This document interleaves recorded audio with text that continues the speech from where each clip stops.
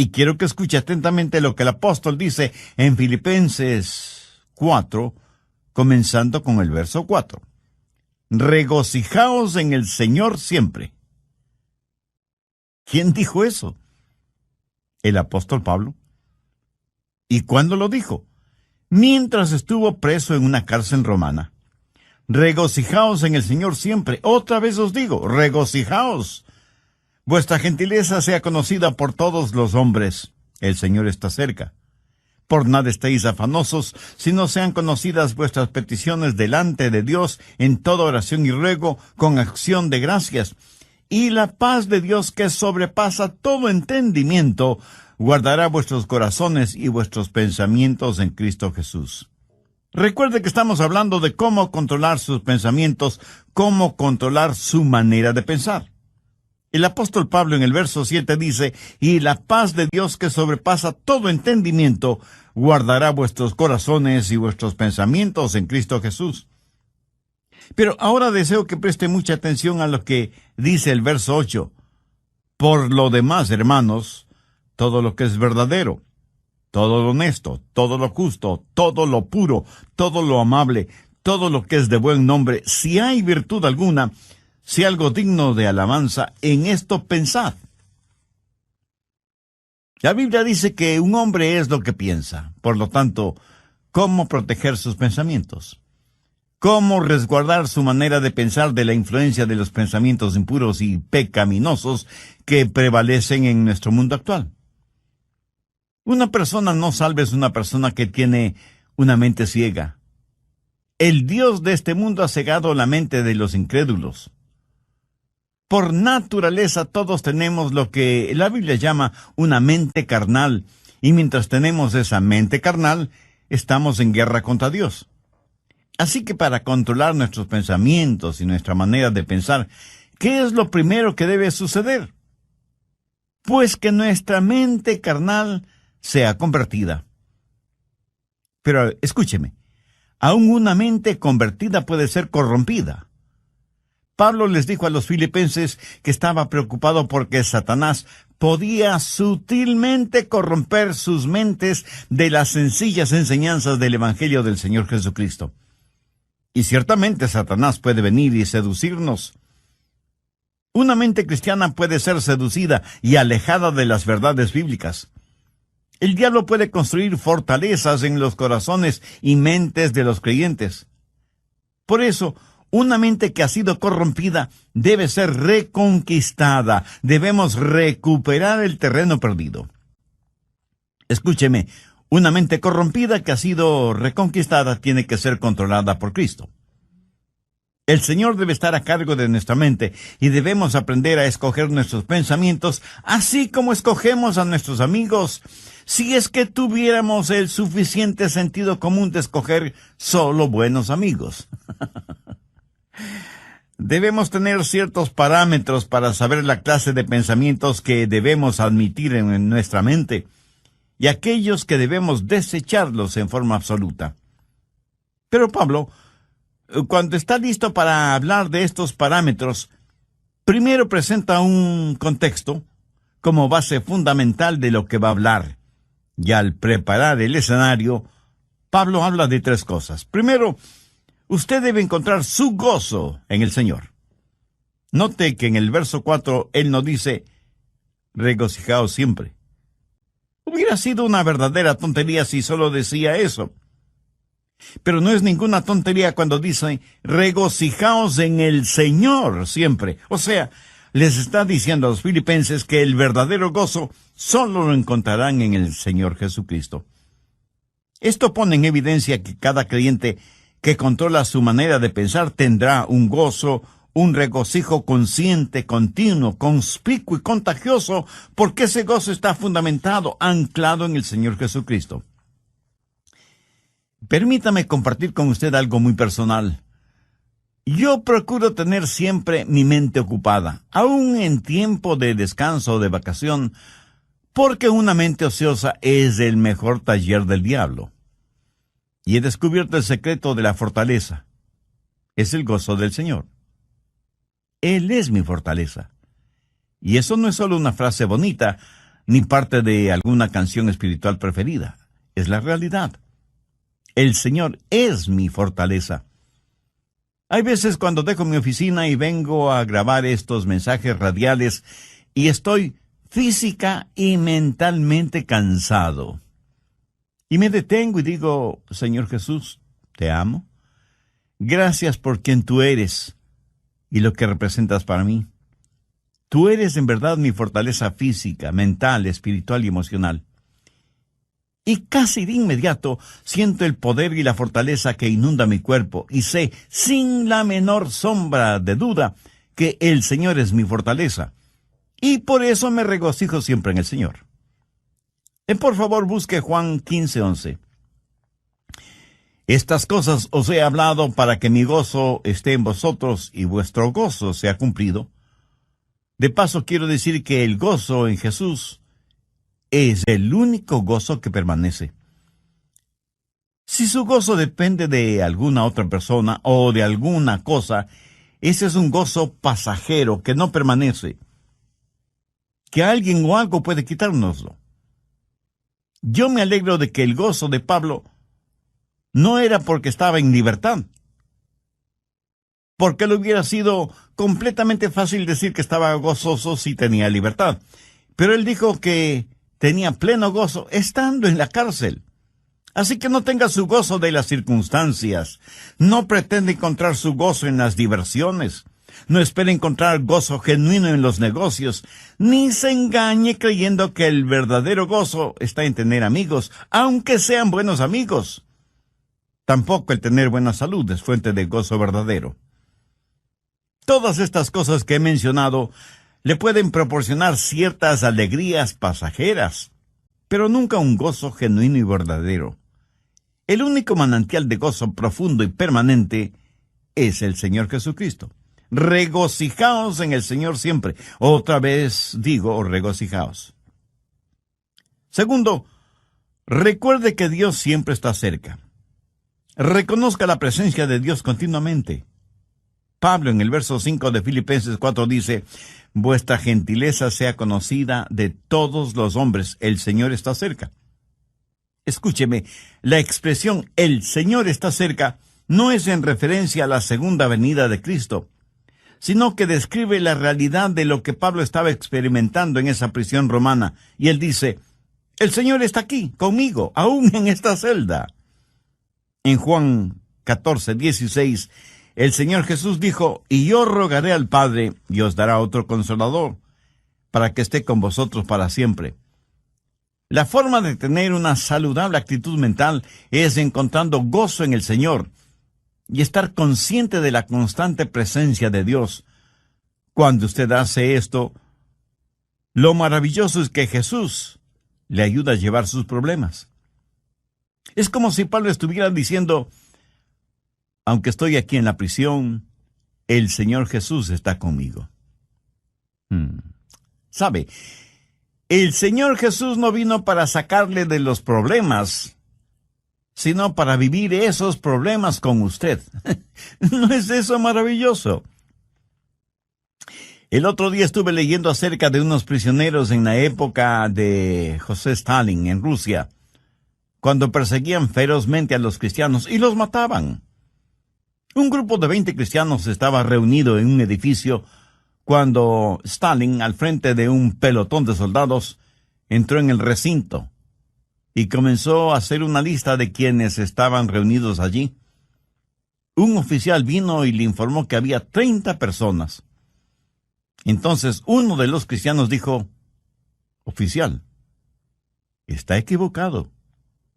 Estamos aquí 31 personas porque Jesús está aquí con nosotros. Hermoso, ¿no le parece? Tercero, rehúse el preocuparse por todo. Filipenses 4:6. Por nada estéis afanosos, sino sean conocidas vuestras peticiones delante de Dios en toda oración y ruego, con acción de gracias. ¿Lo captó? Por nada estéis afanosos. En el original griego esta frase conlleva la idea de algo que se desgarra. Y eso es exactamente lo que la preocupación hace, nos desgarra interiormente. En un lado está el temor y en el otro lado está la esperanza, y usted se encuentra exactamente en la mitad. ¿Qué es lo que Pablo dice?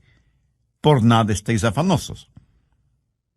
En varias de sus enseñanzas, el Señor Jesucristo dejó muy claro que no valía la pena el vivir lleno de preocupaciones.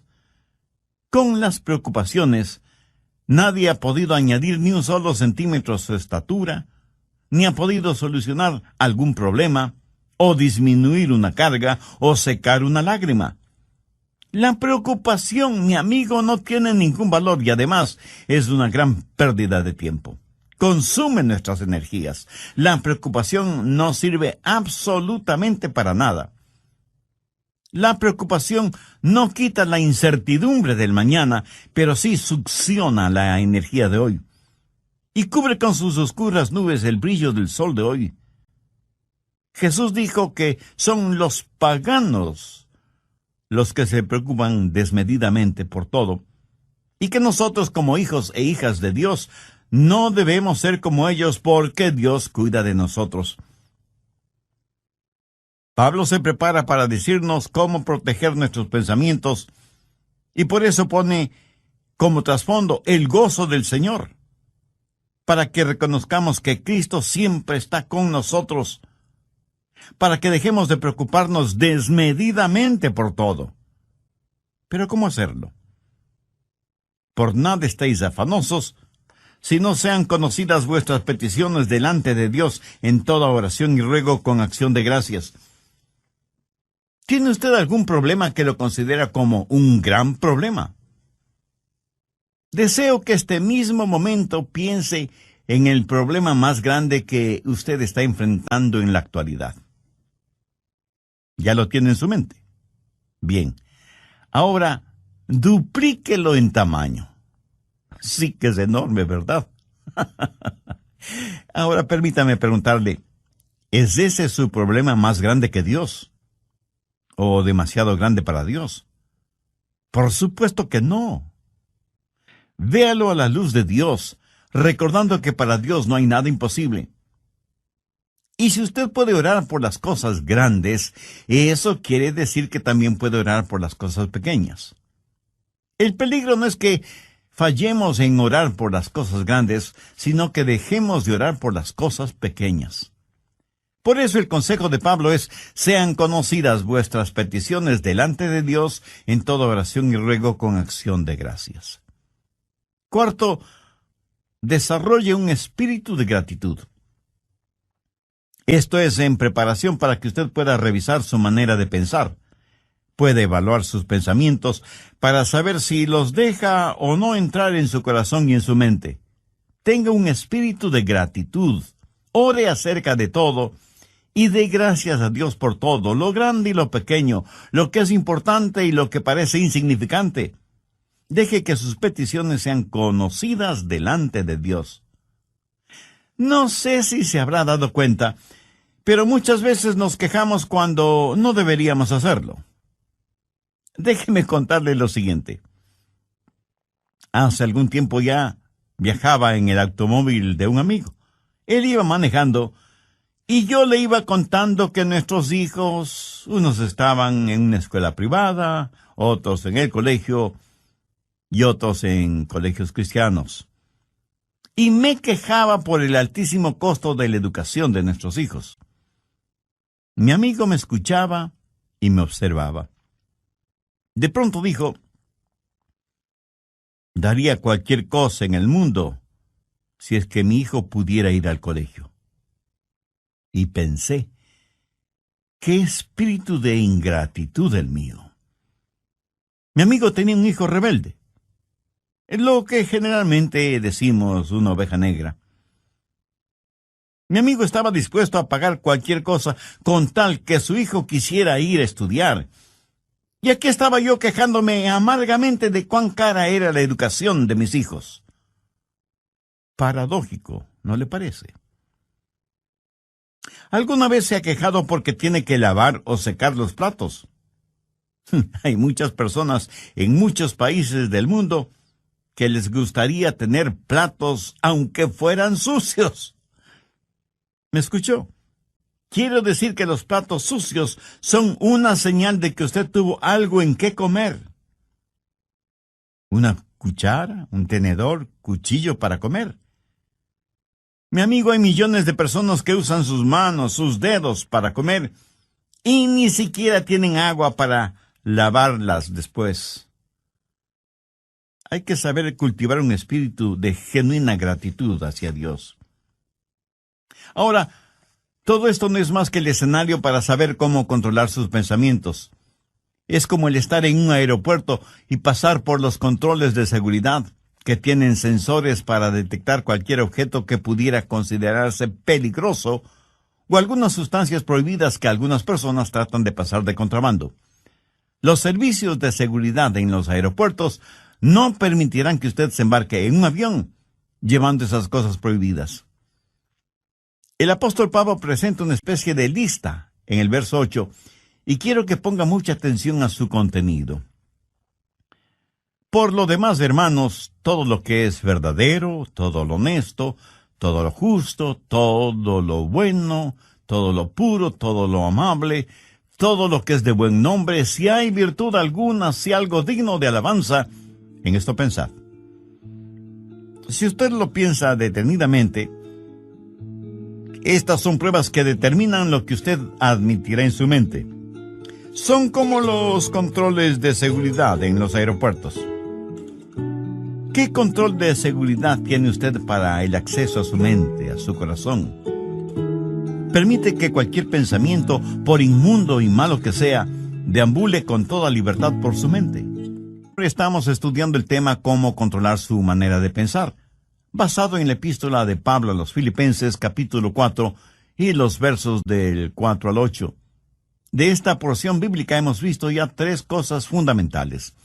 Primero, usted debe encontrar su gozo en el Señor. Note que en el verso 4, Pablo nos dice, regocijaos siempre. Hubiera sido una verdadera tontería si solo decía eso. Pero no es ninguna tontería cuando dice, regocijaos en el Señor siempre. O sea, les está diciendo a los filipenses que el verdadero gozo solo lo encontrarán en el Señor Jesucristo. Esto pone en evidencia que cada creyente que controla su manera de pensar tendrá un gozo, un regocijo consciente, continuo, conspicuo y contagioso, porque ese gozo está fundamentado, anclado en el Señor Jesucristo. Segundo, recuerde que Dios siempre está cerca. Reconozca la presencia de Dios continuamente. Pablo en el verso 5 de Filipenses 4 dice, vuestra gentileza sea conocida de todos los hombres, el Señor está cerca. Y la expresión el Señor está cerca no es en referencia a la segunda venida de Cristo, sino que describe la realidad de lo que Pablo estaba experimentando en esa prisión romana y dice, el Señor está aquí conmigo, aún en esta celda. En Juan 14:16, el Señor Jesús dijo, y yo rogaré al Padre y os dará otro Consolador, para que esté con vosotros para siempre. Tercero, rehúse el preocuparse por todo. Filipenses 4:6. Por nada estéis afanosos, sino sean conocidas vuestras peticiones delante de Dios en toda oración y ruego con acción de gracias. ¿Lo captó? Por nada estéis afanosos. En el original griego esta frase conlleva la idea de algo que se desgarra. Y eso es exactamente lo que la preocupación hace, nos desgarra interiormente. En un lado está el temor y en el otro lado está la esperanza. Y usted se encuentra exactamente en la mitad. ¿Qué es lo que Pablo dice? Por nada estéis afanosos. Cuarto, desarrolle un espíritu de gratitud. Tengo un espíritu de gratitud. Ore acerca de todo y de gracias a Dios por todo, lo grande y lo pequeño, lo que es importante y lo que parece insignificante. Deje que sus peticiones sean conocidas delante de Dios. El apóstol Pablo presenta una especie de lista en el verso 8 y quiero que ponga atención a su contenido. Por lo demás, hermanos, todo lo que es verdadero, todo lo honesto, todo lo justo, todo lo bueno, todo lo amable, todo lo que es de buen nombre, si hay virtud alguna, si algo digno de alabanza, en esto pensad. Bien, ahora quiero que note algunas cosas muy importantes.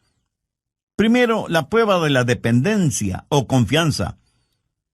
Aquí debemos hacernos algunas preguntas. ¿Es verdadero? ¿Puedo confiar en eso? ¿Puedo depender de eso? Todo lo que es verdadero. ¿Sabe que vivimos en una generación que no pregunta si algo es verdadero? La pregunta importante en nuestros días es, ¿trabaja? ¿Da resultado? No deje que ninguna cosa prohibida penetre en los recintos de su mente y que cómodamente se instale allí. No la absorba en su corazón, ni la haga parte de su filosofía de la vida. Si algo no es genuino o verdadero, no permita que sea parte de su forma de pensar. Evalúelo todo de acuerdo a la Biblia, que es la fuente primordial de la verdad. Segundo, la prueba del respeto. Pablo dice, todo lo que es verdadero, todo lo honesto. Y aquí la palabra honesto literalmente significa honorable. Hace referencia a cosas que son honorables, honrosas. ¿Permite usted que cosas deshonrosas se acumulen en su mente? Guarda mentalmente cosas que no son dignas de su respeto. Cosas que no son dignas de que usted invierta su tiempo en ellas. Algunas cosas no son malas porque son viles. Son malas porque son necias, tontas, estúpidas, cosas que no valen la pena. Tercero, la prueba de las riquezas. Todo lo justo. ¿Sabía que la palabra justo en este versículo significa recto, derecho, lo cual es lo opuesto a torcido? Entonces, ¿qué significa esto? Significa que usted no debe dejar que ningún pensamiento torcido, deformado, penetre en su mente. ¿Piensa usted siempre correctamente, con rectitud? En mis estudios bíblicos, predicación y tiempo devocional, siempre trato de pensar con rectitud, honestamente. Reconozco que muchas veces dejamos que pensamientos torcidos invadan nuestra mente porque hemos desconectado los puestos de seguridad. Y sencillamente vamos de aquí para allá sin que nada aparentemente nos moleste. Pero Pablo dice que hay ciertas cosas que no deben pasar por la puerta de nuestra mente. Cualquier cosa que no nos inspira confianza o respeto, o que levanta una bandera de sospecha, ni siquiera debe merodear la periferia de nuestros pensamientos. El apóstol también hace mención a todo lo puro, y puro significa algo que está libre de cualquier contaminación, algo libre de manchas o suciedad. Esto en referencia a objetos o animales. ¿Es esto lo suficientemente puro como para ser usado en la adoración a Dios? ¿Es esto lo suficientemente puro como para ser ofrecido a Dios? Estas preguntas nos llevan al siguiente punto. Cuarto, la prueba de la reverencia. Todo lo que es puro. ¿Es esto algo de lo cual no me avergüenzo de ofrecérselo a Dios? Escúcheme, puede tomar cierta historia o cierta película o cierta música o cierta literatura o ciertas amistades o ciertos hábitos y decir, Señor, con esto te adoro. Estoy seguro que alguien me dirá, Pastor, ¿no estamos supuestos a adorar a Dios con todas las cosas? Mi amigo, si piensa así, está tremendamente equivocado porque la verdad es que debemos adorar a Dios con todas las cosas. Por favor, busque 1 Corintios 10:31. Si pues coméis o bebéis o hacéis otra cosa, hacedlo todo para la gloria de Dios. Ahora piense por un momento. ¿Son sus amistades, sus pasatiempos, su trabajo y aún su propia familia algo con lo cual usted podría decir, Señor, te lo ofrezco a ti. Hace algún tiempo estuve en una conferencia bíblica en otra ciudad y tuve la oportunidad de ver la cadena de montañas conocida como Montañas Azules, justo en la estación del año cuando las hojas de los árboles se vuelven amarillas, rojas, azules, doradas y, en fin, tienen todos los colores del arco iris. Mi esposa y yo nos quedamos asombrados y maravillados de ver la creación de Dios en toda su espléndida belleza. Y me acuerdo que dije, Señor, esta es una extraordinaria experiencia que me mueve a adorarte más y más. Este buen tiempo que nos permites tener, este regocijo espiritual interno, esta belleza que nos rodea, que proviene de ti, todo te lo dedico a ti porque no solo está lleno de armonía y de encanto, sino de inmaculada pureza. Señor, tú eres digno de nuestra adoración. Amigo, escúcheme. Si cualquier cosa que usted hace no pasa la prueba de la reverencia, o sea, no es algo que pueda ofrecerle a Dios, no se atreva a insultar a Dios presentándosela. Si cualquier relación personal o actividad o recreación o negocios o lo que sea no tiene el distintivo de reverencia hacia Dios, ni siquiera lo piense. Quinto, la prueba de la relación. Pablo continúa diciendo, todo lo que es de buen nombre. En el original griego, esta frase literalmente dice, aquellas personas o cosas que causan que se las ame. ¿Qué es lo que causa que usted ame? Si piensa en aquello que causa que usted critique injustamente, o que provoca división entre otras personas, eso es erróneo, negativo, malo. Todo lo que es de buen nombre tiene la connotación de ser guiados hacia el amor. Lo que piensa le guía hacia el amor. Tal vez alguien me pregunte, pastor, ¿eso significa que tengo que aprobar lo que otras personas hacen? Sí y no. Si lo que hacen es bueno, beneficioso, ejemplar, útil, usted lo aprueba. Si es algo negativo, perturbador, divisivo o destructivo, por supuesto que usted no debe aprobarlo. Y no se necesita ser un genio para entender esto, ¿verdad? Pero el que no apruebe lo que otras personas hacen, por la razón que sea, eso no significa que no debe amarlas. Dios nos acepta a cada uno de nosotros, aunque obviamente no aprueba lo que como pecadores hacemos. Sexto, la prueba del refinamiento. Todo lo que es de buen nombre. Esto hace referencia a algo de categoría, buena educación, refinamiento, algo que es bueno sin mayores explicaciones. Verá, en todas partes del mundo y en todos los niveles sociales hay personas chismosas. Permítame decirle con genuina tristeza que la iglesia no es una excepción. Yo creo que el chisme es una especie de enfermedad que causa la pérdida de la memoria. Hasta ahora no he conocido a ninguna persona chismosa que admitiera ser chismosa. Por lo general, una persona chismosa comienza de la siguiente manera. Bueno, usted me conoce y sabe que no me gusta eso de los chismes, pero sabía que...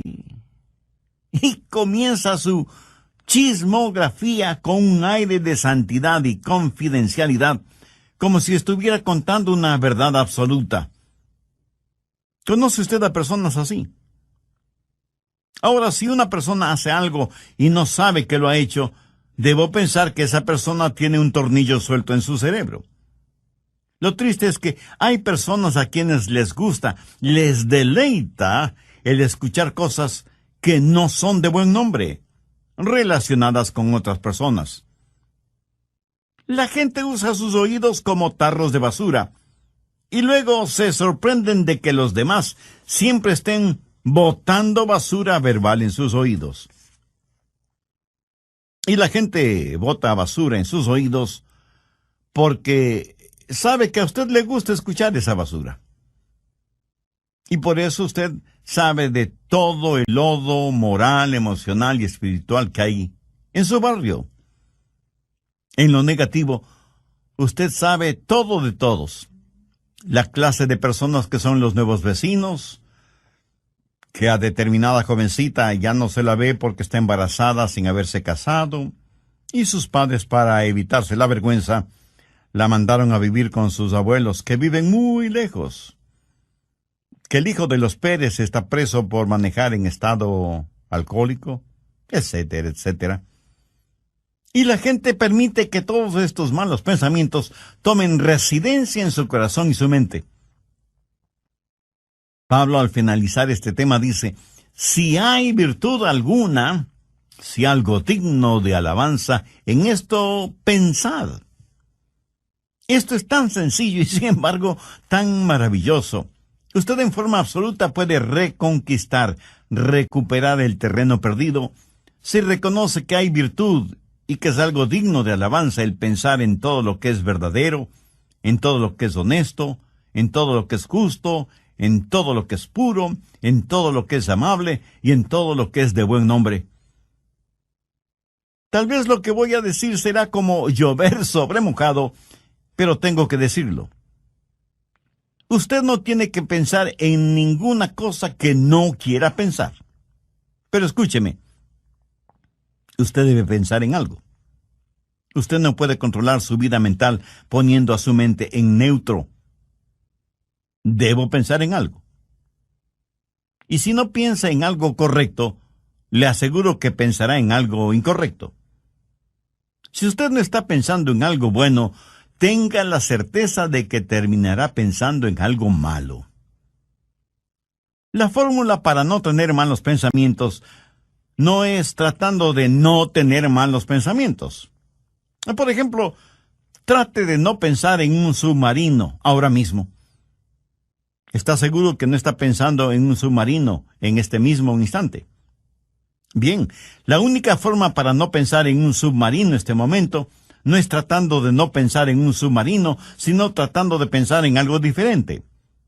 Y las personas que están tratando de no pensar en un submarino están pensando en el submarino acerca del cual tratan de no pensar. Qué interesante, ¿verdad? El apóstol Pablo, escribiendo a los hermanos, a la iglesia en Roma, les dijo: no seáis vencidos de lo malo, sino vence con el bien el mal. Deje que los buenos pensamientos inunden su mente y mantenga su corazón y su mente enfocados en el Señor Jesucristo.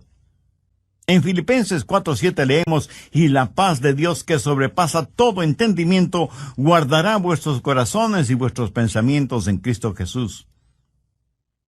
Es casi imposible de explicar, pero estamos llamados a tener la mente de Cristo.